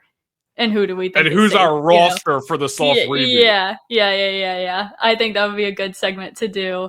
But I think it's safe to say the Fantastic Four are gonna be fine. Please. Please, God. Please. Don't take them. They're too good. I can't. We just got them. Like, we waited so long for Fantastic Four. You can't be killing anybody off yet. No. I need these people to be around for a girthy amount of time. Girthy is a crazy word to use. Before anybody dies, dude. Oh my gosh. And one more thing, because it is a rumor that has recently been going around, that they're starting to take away the size of a role that Pedro Pascal has in Doomsday. How do you take it's just a rumor. I think every rumor we hear about Doomsday holds about this much weight. But how, if we were to take it seriously, how do you have Doctor Doom as the main villain and have Reed Richards not play the biggest, a huge part, if not the biggest role in the movie? You know what I mean? Yeah. That's all I'm gonna say. I definitely am taking rumors with a grain of salt, because there was rumors about F4, even the post-credit scene, that were completely false. And I tried my best to avoid stuff, but it was like totally ass backwards. Yeah. And yes, I've seen the stuff about Pedro as Reed as well, but I feel like some of it was talking about him just simply leading the Avengers and leading all the heroes, and maybe that was changing. But I still feel like he is going to be a major player in Doomsday. Maybe it feels a little bit different in Secret Wars, because that's going to be, I don't want to say cameo fest, because it's not a cameo if they're a major part of the movie. And I think a lot of these heroes are going to be a major part of the movie. So he might take a little bit of a backseat in Secret Wars, but I still feel like in Doomsday, he's going to be pretty prominent, especially with Franklin probably being a big part of that movie. How 100%. Is Franklin's parents not going to be a focal point? Exactly. And I think, one more thing I want to say about the Fantastic Four, and then that's it. We're good. I loved it. We were just talking about rumors. This is what made me think of it. There were so many rumors saying that, oh, Invisible Woman's the leader of the Fantastic Four and not Reed. That's what they're doing in this movie. One, not true. It ended up not being true. But she had a much bigger, more impactful role. And I loved that. And I think everyone loved that. Like, after coming out of this movie, no one had an issue with Invisible Woman having such a large role as she did as far as the team. But I also loved that it didn't feel like any of them was the leader. I loved that. I love that in the press conference. This is just one example. In the press conference when they came off of the ship after they kind of failed to defeat Galactus, and then Reed was talking out of his ass. And should have just said anything, Reed. Should have just walked just away. say nothing. Yeah. And which is cool that, the whole world was worried because Reed Richards said he doesn't know what to do. That's cool. But in that press conference, I like where they were like, so how'd you defeat him? And he kind of waited, and then the thing was like, we didn't. And then Human Torch is like, not yet. So they all have a say. You know what I mean? Yes. It's not just, we're going to stand back here and let Reed talk and say nothing. But no, they're all like at the same level as far as like respected throughout each other. There isn't one leader. Yeah. And I still feel like Reed was a little bit clearly, I don't know what to say clearly, the leader, because he was calling a lot of the shots and coming up with a lot of He's the mind. Yeah. Yeah, to beat Galactus. But it wasn't to the point where it was like everybody else took a back seat because Reed's a guy. Like, right. And we've talked about this already, but everybody has their moments and whatnot. I still feel like Reed was the leader throughout the movie, but to no detriment to anybody else. Right. I thought it was so good. They handled their dynamic so well. And that's all I have to say about Fantastic Four. It was fantastic. Say that again. It was fantastic. That meme will never die. We'll never die. So I think we talked about everything Fantastic Four-wise. Whatever, I think literally every pro and con. Yeah. Doomsday speculation questions. I don't think we have anything else. No. And you know what? If we missed anything, this is going to be on YouTube, so you guys can definitely comment and let us know if you have any other questions. We'd love to answer more. I think we're going to have plenty of time to talk about this movie before we have any new content come out definitely for Fantastic Four, but for Marvel in general. So if you guys have any questions, just let us know. We'd love to answer them like in the next one or something. And it doesn't even have to be Fantastic Four related. Like Laney just said, we're going to have a lot of time between not even just Spider-Man, but just any Marvel project coming out. And we're not just here to talk about Marvel, so we can talk about Star Wars, DC, other movies. Not that I've seen a ton of other non-sci-fi and non-superhero movies, because I just have my fix there. But questions galore. Drop episode ideas, things you want us to talk about. We're taking it all. Because the Lightforce podcast is everything. Honestly, it's Marvel, it's Star Wars, it's DC. It can be anything that we want it to be. That's what we wanted. We both are obviously, a lot of you, if you do know who we are, know that we're both avid Star Wars fans, but we're fans of a lot of things, and that's why we started a podcast, because we want to talk about a lot of different things. So like Noah said, if you have any ideas or you want to know our opinions on anything else, I know we've already teased that we have some ideas for more episodes to come out soon, but definitely let us know. Literally anything. I think we hit everything we wanted to talk about, so I think that pretty much puts a bow on old episode 1 here. Episode 1 of the Lightforce podcast. If any of you know what the Lightforce is, I want you to let us know. And whoever gets it right, I will love you forever. Stream community, you cannot chime in on this because I already told you that. But you know what? I guess that can lead us into, we're going to let you know where you can find us. Noah and I both stream. We're both gamers. We stream. Noah Nation Gaming is Noah's handle. Mine is Laney Byers. You can find me at Laney Byers, TikTok, Instagram, Twitch, literally everywhere, on YouTube as well. I do all kinds of fandom content literally every single day. I stream very often. Marvel Rivals, Fortnite, Dead by Daylight, you name it. So there's always content to get from us. If you don't want to wait for the weekly episode from the Lightforce podcast, you can find us in many places, and I'll let Noah let you know what he's doing on the side. Yeah, I mean, that's why I said earlier, I'm pretty pumped to be doing this podcast because I've never made content about Marvel or DC or anything outside of the realm of wrestling or Star Wars, which are my two, biggest fandoms. We have a whole Star Wars section over there, a whole wrestling section broken off screen over here. But pretty much for the last year, it's just been wrestling content, and a lot of it's just gaming content, which I love, which is, doing great things. Super pumped about it. Noah Nation Gaming on YouTube, Instagram, TikTok. Couldn't change my Twitter handle because it was too many characters, but it's fine. What a shame. It was one character too many. I was like, I guess I'm just doing Nation Vlogs on Twitter. But yeah, that's what I've been doing. And then, so if you're interested in any of that, you know where to find me. If not, I'll be here every week talking some superhero or whatever the hell we're going to talk about. You're stuck with us. You're stuck with the Lightforce podcast. We haven't set up the day, like the specific day that we will drop a podcast episode. I feel like if it were to be a day, it'd be probably either like Sunday or Monday. It's a work in progress. I know you guys are going to grow and learn with us and bear with us as we are very new to the podcast game. I think that this first episode is going to be YouTube only because, we haven't even set up anything as far as like Apple Podcasts or Spotify yet. Obviously, once we are set up, we will put this episode on there. But for now, we just appreciate all of your support. A lot of people from my stream community, Noah's community, have really just been so excited and so supportive of us in this new adventure that we're starting on. So I just want to say thank you to everyone that has shown us so much love. I'm so excited.